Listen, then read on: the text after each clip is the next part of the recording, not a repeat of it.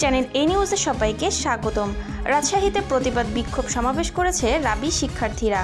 শিক্ষকদের একাত্মতা প্রকাশ।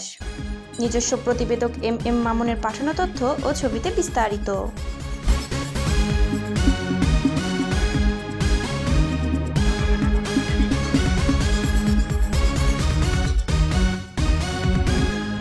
কোটা আন্দোলন চলাকালে সহিংসতায় নিহত ও ডিবি হেফাজতে ৬ সমন্বয়কের বিবৃতির প্রতিবাদে বিক্ষোভ ও সমাবেশ করেছেন রাজশাহী বিশ্ববিদ্যালয়ের রাবি বৈষম্য বিরোধী ছাত্র আন্দোলনের শিক্ষার্থীরা।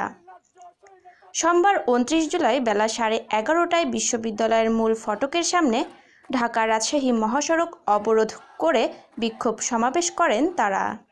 এ সময় বিশ্ববিদ্যালয়ের পদার্থবিজ্ঞান বিভাগের অধ্যাপক ডক্টর সালেহ হাসান নকিব, আরবি বিভাগের অধ্যাপক ইফতেখারুল আলম মাসউদ, সমাজকর্ম বিভাগের অধ্যাপক ডক্টর জামিরুল ইসলাম ও ডক্টর সাইফুল ইসলাম শিক্ষার্থীদের সঙ্গে একাত্মতা প্রকাশ করেন। বৈষম্য বিরোধী ছাত্র আন্দোলনের অন্যতম সমন্বয়ক মেহেদী হাসান সজীব বলেন, বৈষম্য বিরোধী ছাত্র আন্দোলনের সমন্বয়কদের তুলে নিয়ে ডিবি কার্যালয়ে জিম্মি করে অস্ত্রের মুখে স্ক্রিপ্টেড বিবৃতি দিয়ে ছাত্র সমাজের দাবির প্রতি সরকার চরম ধৃষ্টতা প্রদর্শন করেছে। শুধু তাই নয়, সারা দেশে রাষ্ট্রীয় বাহিনী ও ছাত্রলীগ সন্ত্রাসীদের হাতে নিহত শহীদদের পরিবারকে হুমকি ধমকি ও ভয়ভীতি দেখিয়ে আর্মড ফোর্সকে ব্যবহার করে সরকার তাদের কাছ থেকে মিথ্যা জবানবন্দি নেওয়া ও সমস্ত দায় আন্দোলনকারীদের ওপর চাপিয়ে শহীদদের রক্তের সঙ্গে তামাশা করছে। আমরা এর প্রতিবাদ জানাই। এ সময় শিক্ষার্থীদের উদ্দেশ্যে বিশ্ববিদ্যালয়ের আরবি বিভাগের অধ্যাপক ডক্টর ইফতিখারুল আলম মাসউদ বলেন, এত বিরূপ পরিস্থিতিতে এত রক্ত ও অনেক শহীদের মধ্যেও তোমরা যে সাহস ও সচেতন হয়ে দাঁড়িয়েছ, এটাই শহীদদের আত্মার সবচেয়ে বড় হাতিয়ার।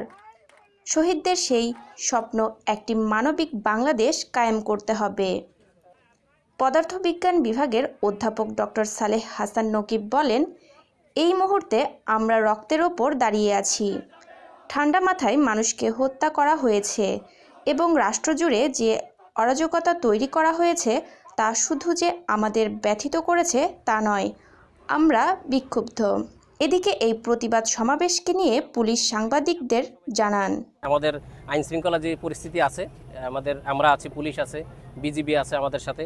আপনারা সবাই দেখেছেন, আমরা সবাই সতর্ক অবস্থানেই ছিলাম যে 30-40 জন ছাত্র যারা আসছিল তারা তাদের যে কেন্দ্রীয়ভাবে তাদের সমন্বয়ের একত্রভাবে তাদের বক্তব্যটা এখানে পেশ করে ওরা 5 মিনিটের মধ্যে এখান থেকে ওরা ডিসপার্সে চলে গেছে। আমরা চাই নাই তাদের সাথেও যেন কোনো ধরনের সংঘাত না হয়, তারাও কোনো ধরনের সংঘাতের ইয়াতে নেই। তাদের সম্মানিত টিচার ছিলেন 3-4 জন, তাদের সাথে আমরা কথা বলেছি, তারা তাদের ছাত্রদেরকে বুঝিয়ে এখান থেকে নিয়ে চলে গেছেন।